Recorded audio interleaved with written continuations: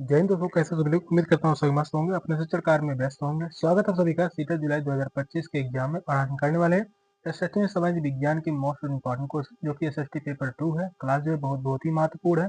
Most और important question लिए गए हैं। चैनल पर जो भी नए हैं, चैनल को सब्सक्राइब कर लीजिए। चलिए क्लास को स्टार्ट करते हैं। और पहला क्वेश्चन है,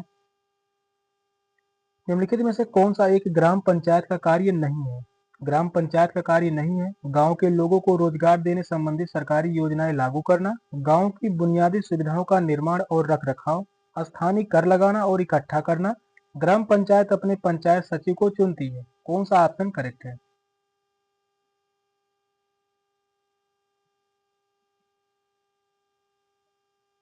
क्वेश्चन जो इम्पोर्टेंट है, यह क्वेश्चन 2015 में पूछा गया है और यही क्वेश्चन 2024 में भी पूछा गया था, दिसंबर 2024 में।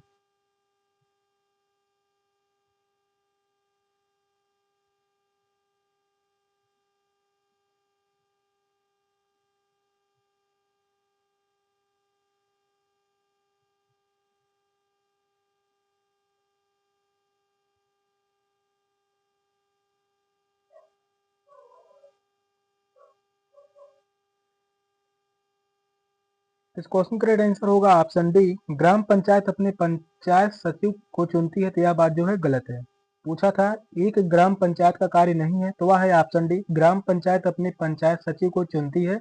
यह बात जो है गलत है। गांव के लोगों को रोजगार देने संबंधी सरकारी योजनाएं लागू करना, यह सही होगा। और गाँव को बुनियादी सुविधाओं का निर्माण और रख रखाव, यह भी सही है। स्थानीय कर लगाना और इकट्ठा करना, यह भी सही होगा। ग्राम पंचायत अपने पंचायत सचिव का चुनाव नहीं करती है। गांव में रोजगार सृजन संबंधी सरकारी योजनाओं को क्रियान्वित करना और गांव के आधारभूत संरचना एवं निर्माण कार्य का रख रखाव करना और स्थानीय कर लगाना एवं एकत्रित करना, ये सभी क्या है, ग्राम पंचायत के कार्य हैं। फोर्थ ऑप्शन जो है करेक्ट है। नेक्स्ट क्वेश्चन है, निम्नलिखित में से कौन सा एक दीवानी सिविल कानून के दायरे में नहीं आता है। जमीन को बेचने से संबंधित विवाद, दहेज के लिए महिला को परेशान करना, तलाक का केस फाइल करना, बच्चों को रखने का दावा करना। कौन सा ऑप्शन करेक्ट है।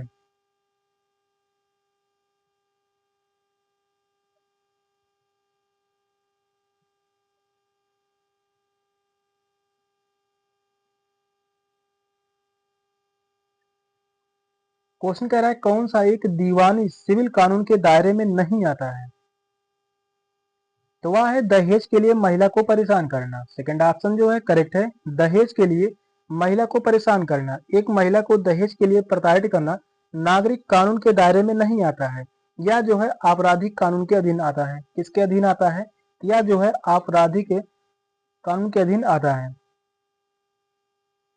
आपराधिक कानून के अंतर्गत आता है। अतः दहेज के लिए महिला को प्रताड़ित करना एक अपराध है। सेकंड ऑप्शन जो है करेक्ट है। नेक्स्ट क्वेश्चन है, न्यायपालिका के संबंध में निम्नलिखित कथनों में से कौन सा कथन गलत है। पूछा है वह कौन सा कथन है जो गलत है।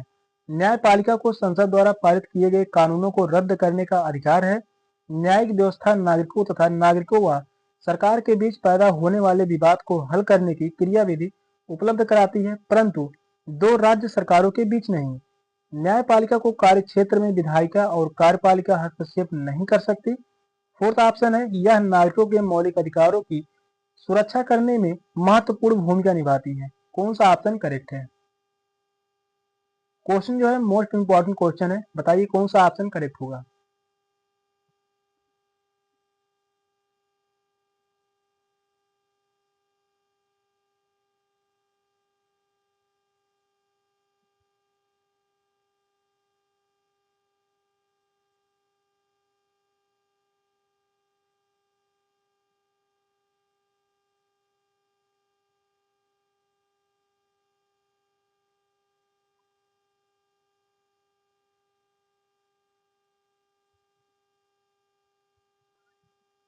यहाँ पर होगा सेकंड ऑप्शन जो है राइट है। न्यायिक व्यवस्था नागरिकों तथा नागरिकों व सरकारों के बीच पैदा होने वाले विवाद को हल करने की क्रियाविधि उपलब्ध कराती है, परंतु दो राज्य सरकारों के बीच नहीं। तो यह बात जो है गलत है। इसी कारण यही ऑप्शन जो है करेक्ट होगा।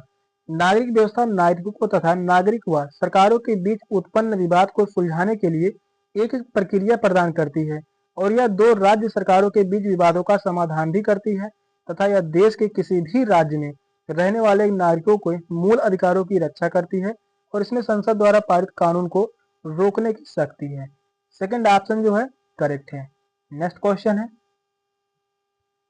संवैधानिक उपचार का अधिकार के अंतर्गत केवल भाषाई अल्पसंख्यक समुदायों के एक अधिकार दिया गया है कि वे समझते हैं कि संविधान में दिए गए उनके सांस्कृतिक और शैक्षिक अधिकारों का राज्य द्वारा उल्लंघन किया गया है तो वे अदालत जा सकते हैं।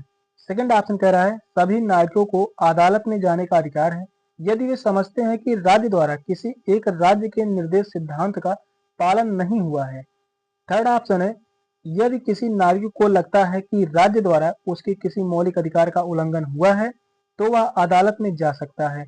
केवल धार्मिक अल्पसंख्यक समुदायों को यह अधिकार दिया गया है कि यदि वे समझते हैं कि संविधान में दिए गए उनके सांस्कृतिक और शैक्षिक अधिकारों का राज्य द्वारा उल्लंघन किया गया है तो वे अदालत जा सकते हैं। कौन सा ऑप्शन करेक्ट होगा? क्वेश्चन जो है लंबा है, क्वेश्चन को ध्यान पूर्वक पढ़े बताइए कौन सा ऑप्शन करेक्ट होगा।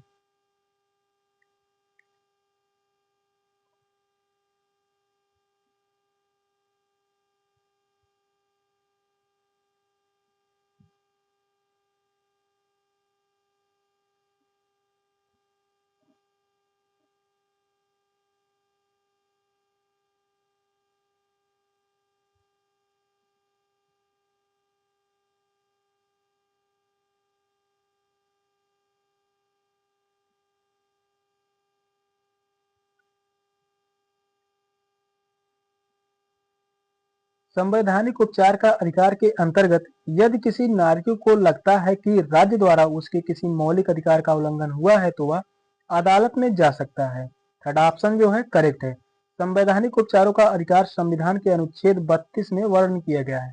अनुच्छेद 32 में संवैधानिक उपचारों का अधिकार दिया गया है। थर्ड ऑप्शन जो है करेक्ट है। यदि किसी नागरिक को लगता है कि राज्य द्वारा उसके किसी भी मौलिक अधिकार का उल्लंघन किया गया है तो वह अदालत में जा सकता है। नेक्स्ट क्वेश्चन है, संयुक्त राज्य अमेरिका में नागरिक अधिकार आंदोलन शुरू हुआ था।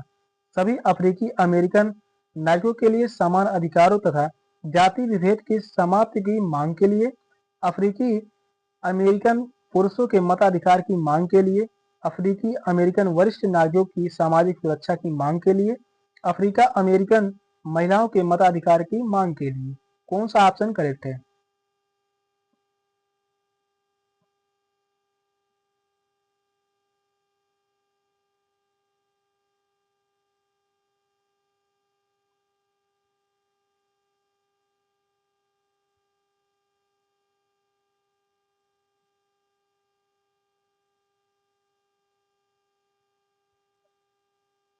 संयुक्त राज्य अमेरिका में नागरिक अधिकार आंदोलन शुरू हुआ था।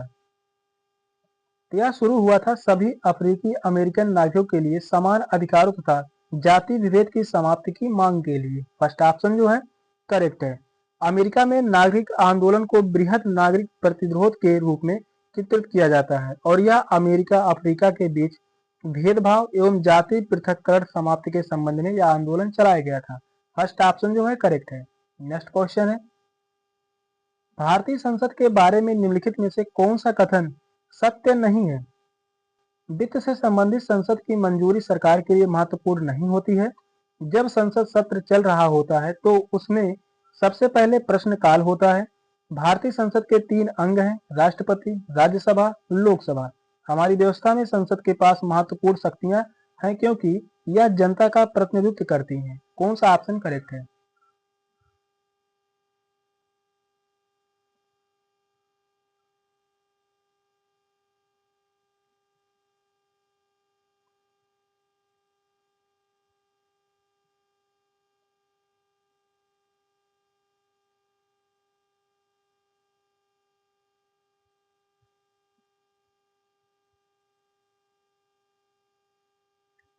क्वेश्चन कह रहा है भारतीय संसद के बारे में कौन सा कथन सत्य नहीं है? तो वह कथन जो सत्य नहीं है, वित्त से संबंधित मामलों में संसद की मंजूरी सरकार के लिए महत्वपूर्ण नहीं होती है, तो यह बात जो है गलत है। यह बात जो है गलत है। जब संसद सत्र चल रहा होता है तो उसमें सबसे पहले प्रश्नकाल होता है। यह कथन जो है सही है और भारतीय संसद के 3 अंग होते हैं, राष्ट्रपति, राज्यसभा, लोकसभा। यह भी सही है। हमारी व्यवस्था में संसद के पास महत्वपूर्ण शक्तियां होती हैं क्योंकि यह जनता का प्रतिनिधित्व करती हैं। यह भी कथन सही होगा। पहला ही कथन गलत है। लोकसभा और राज्यसभा भारतीय संसद के दो सदन हैं। लोकसभा को सदन का निचला सदन माना जाता है तो वहीं राज्यसभा को संसद का ऊपरी सदन अथवा राज्यों का परिषद भी कहा जाता है। फर्स्ट ऑप्शन जो है करेक्ट है। नेक्स्ट क्वेश्चन है, सामाजिक विज्ञान पढ़ाते समय एक शिक्षक का प्रयास होना चाहिए विस्तृत रूप से याद करने पर बल देना, तथ्यों, मूल्यों, आदर्शों पर बल देना, केवल तथ्यों पर बल देना लेकिन मूल्यों पर नहीं, केवल मूल्यों पर बल देना लेकिन तथ्यों पर नहीं। कौन सा ऑप्शन करेक्ट है?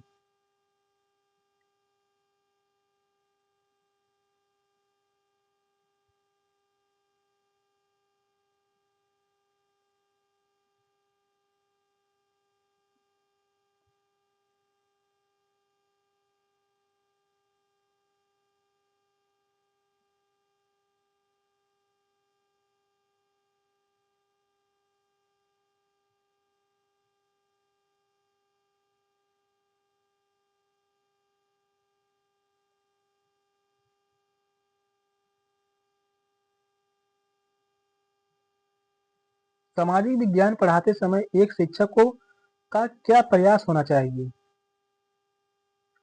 तथ्यों, मूल्यों और आदर्शों पर बल देना। सेकंड ऑप्शन जो है करेक्ट है, तथ्यों, मूल्यों और आदर्शों पर बल देना। एक शिक्षक को सामाजिक विज्ञान पढ़ाते समय तथ्यों, मूल्यों एवं प्रतिरूपों पर ध्यान देने की आवश्यकता होती है। सेकंड ऑप्शन जो है करेक्ट है। नेक्स्ट क्वेश्चन है, मान लीजिए सामाजिक विज्ञान की प्रस्तावित पाठ्य पुस्तक विद्यार्थियों के लिए कठिन है। आप क्या करेंगे? विभिन्न प्रकार की पूरक सामग्रियां प्रदान करेंगे, प्रत्येक पाठ का संक्षिप्त विवरण लिखवाएंगे, प्रश्न उत्तर तकनीक का प्रयोग करेंगे, रटकर सीखने पर बल देंगे। कौन सा ऑप्शन करेक्ट है?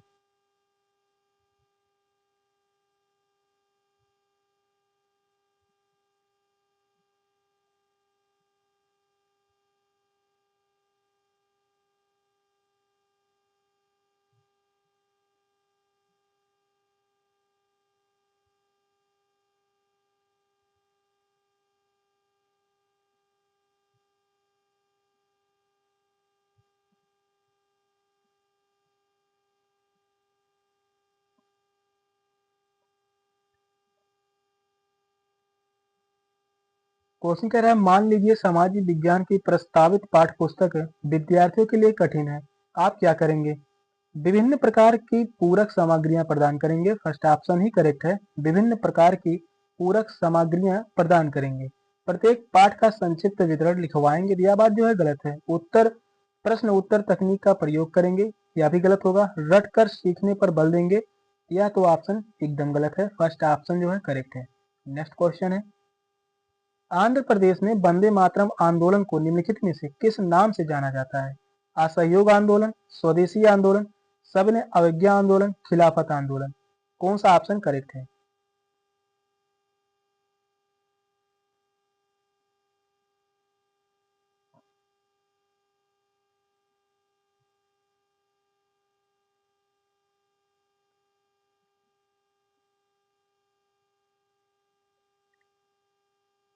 क्वेश्चन कह रहा है, आंध्र प्रदेश में वंदे मातरम आंदोलन को किस नाम से जाना जाता है?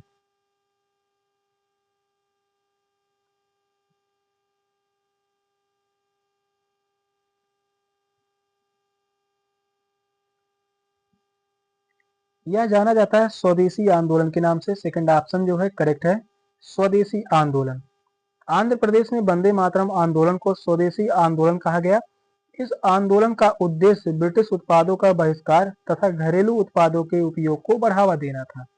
सेकंड ऑप्शन जो है करेक्ट है। नेक्स्ट क्वेश्चन है, निम्नलिखित में से किस विदुषी ने स्त्री और पुरुष के बीच सामाजिक अंतरों की आलोचना पर आधारित पुस्तक स्त्री तुलना का लेखन किया था?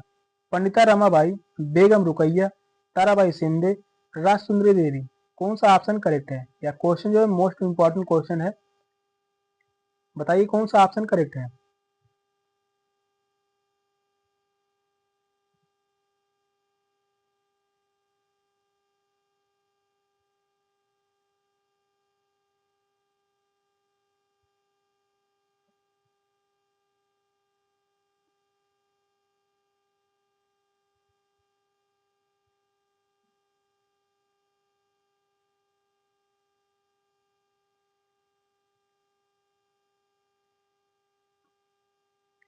निम्नलिखित में से किस विदुषी ने स्त्री और पुरुष के बीच सामाजिक अंतरों की आलोचना पर आधारित पुस्तक स्त्री तुलना का लेखन किया था? तो वह थी ताराबाई शिंदे। ध्यान में रखिए, ताराबाई शिंदे। थर्ड ऑप्शन जो है करेक्ट है, ताराबाई शिंदे। स्त्री पुरुष तुलना नामक पुस्तक की लेखिका ताराबाई शिंदे थी, जिन्होंने स्त्री पुरुष को के बीच सामाजिक अंतरों की आलोचना की थी और उस समय की सामाजिक व्यवस्था में लैंगिक असमानता का स्तर बहुत था। थर्ड ऑप्शन जो है करेक्ट है। नेक्स्ट क्वेश्चन है, 19वीं सदी में ईसाई मिशनरियों ने भारत में क्रिश्चियन शिक्षा को क्यों लागू करना चाहा? संभ्रांत वर्ग को शिक्षित करने के लिए, लोगों के नैतिक चरित्र को सुधारने के लिए, जन सामान्य को शिक्षित करने के लिए, भारतीयों को कंपनी सरकार के प्रति वफादार बनाने के लिए। कौन सा ऑप्शन करेक्ट है?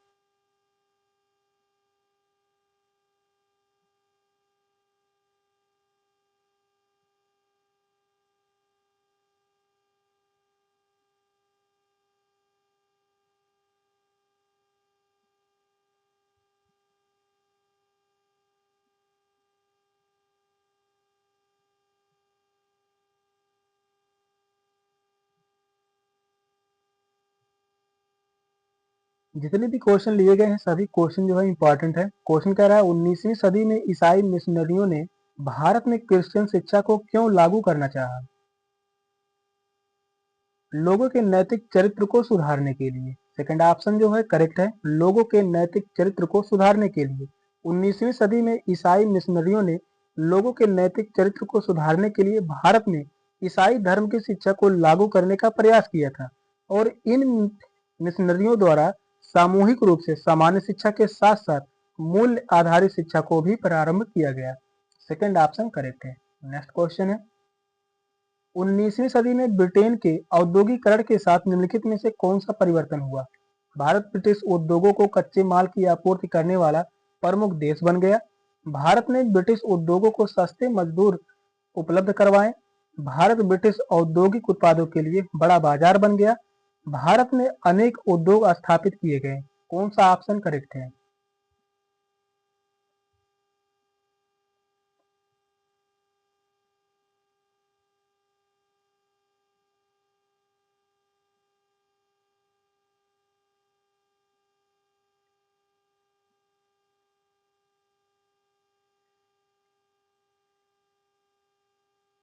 19वीं सदी में ब्रिटेन के औद्योगिकरण के साथ निम्नलिखित में से कौन सा परिवर्तन हुआ?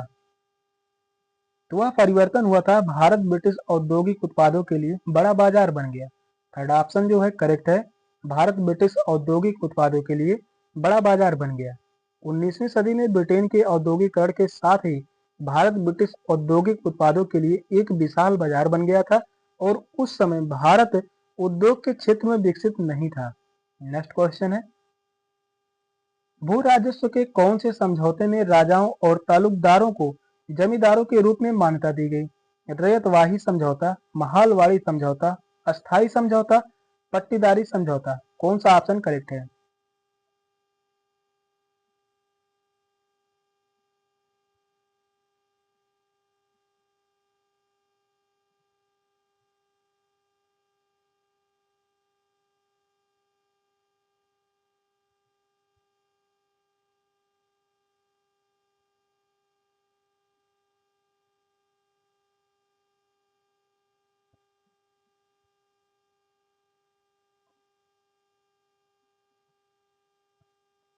भू राजस्व के कौन से समझौते में राजाओं और तालुकदारों को जमींदारों के रूप में मान्यता दी गई? तो वह थी अस्थाई समझौता। थर्ड ऑप्शन जो है करेक्ट है, अस्थाई समझौता। अस्थाई समझौता द्वारा राजाओं व तालुकदारों को जमींदारों के रूप में मान्यता दी गई और इसे सर्वप्रथम लॉर्ड कॉर्नवालिस ने लागू किया था। किसने लागू किया था अस्थाई समझौता? Lord Cornwallis. Lord Cornwallis Lord Cornwallis ने लागू किया था। कब लागू किया था? 1793 में। 1793 में। थर्ड ऑप्शन जो है करेक्ट है। नेक्स्ट क्वेश्चन है, बेगम हजरत महल ने अंग्रेजों के विरुद्ध विद्रोह भड़काने में निम्नलिखित में से किस नगर से सक्रिय भाग लिया? कानपुर, लखनऊ, फैजाबाद या इलाहाबाद? कौन सा ऑप्शन करेक्ट है?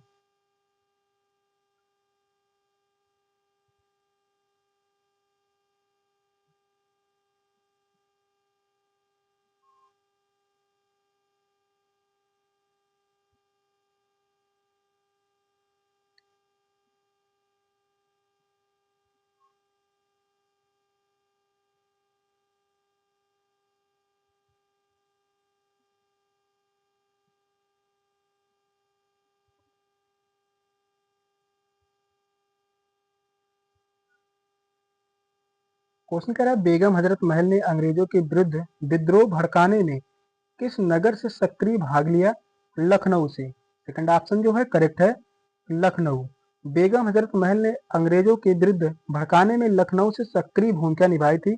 बेगम हजरत महल नवाब वाजिद अली शाह की पत्नी थी। किसकी पत्नी थी? बेगम हजरत महल नवाब वाजिद अली शाह,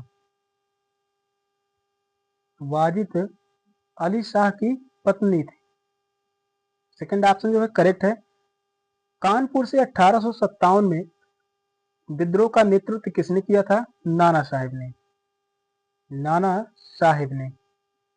यह भी क्वेश्चन पूछा जा सकता है, ध्यान में रखिएगा। और फैजाबाद से अगर पूछा जाए तो मौलवी अहमद उल्लाह ने। किसने? मौलवी अहमद उल्लाह।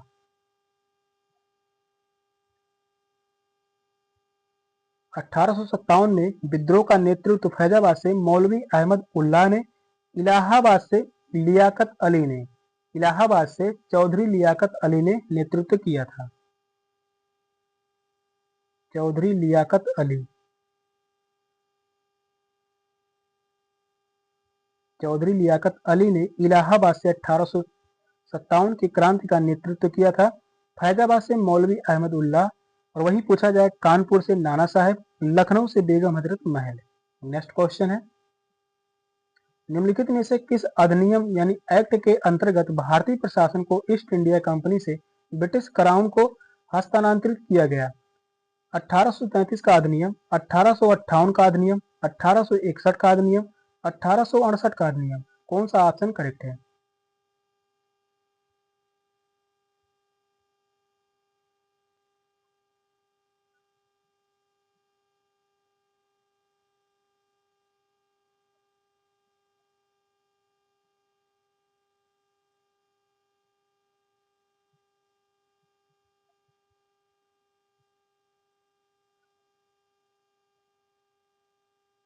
तो इस क्वेश्चन का राइट आंसर होगा ऑप्शन बी, 1858 का अधिनियम। सेकंड ऑप्शन जो है करेक्ट है। 1858 के अधिनियम द्वारा भारतीय प्रशासन को ईस्ट इंडिया कंपनी से ब्रिटिश सरकार को हस्तांतरित किया गया और इसे 2 अगस्त 1858 को पारित किया गया था।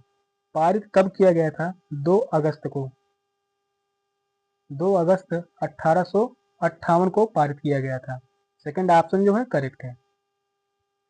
सेशन का लास्ट क्वेश्चन था। क्वेश्चन कैसे लगे कमेंट में जरूर बताइएगा। चैनल पर नए हैं, चैनल को सब्सक्राइब कर लीजिए। मिलते हैं अगली क्लास में, तब तक के लिए बाय बाय, टेक केयर, जय हिंद।